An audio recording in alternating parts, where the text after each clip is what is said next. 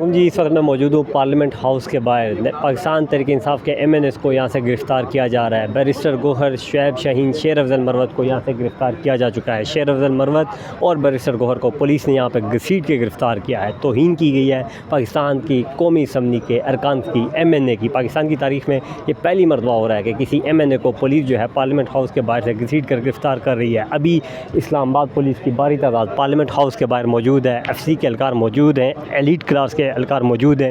यहाँ पे जितनी जो आप ये गाड़ियाँ देख रहे हैं, ये इस्लामाबाद पुलिस की गाड़ियाँ हैं और ये जो गिरफ़्तारियाँ मज़ीद करने के लिए ये गाड़ियाँ यहाँ पे मौजूद हैं। अभी पार्लियामेंट हाउस के अंदर की ये सूरत हाल है कि रात के 11 बजने के करीब हैं। पाकिस्तान तहरीक इंसाफ के MNS जो हैं, मज़ीद MNS जो हैं, अरकान कौमी असम्बली जो हैं, वो पार्लियामेंट हाउस के अंदर मौजूद हैं। इस्लामाबाद पुलिस उनकी गिरफ़्तारी के लिए बाहर मौजूद है। ये पार्लियामेंट हाउस की ताज़ा तरीन सूरत हाल है। पार्लियामेंट हाउस के बाहर मैं मौजूद हूँ। मज़ीद भी जो गिरफ़्तारियाँ होंगी इंशाल्लाह आपको अपडेट करता रहूँगा। ये थी पार्लियामेंट हाउस की ताज़ा तरीन सूरत हाल।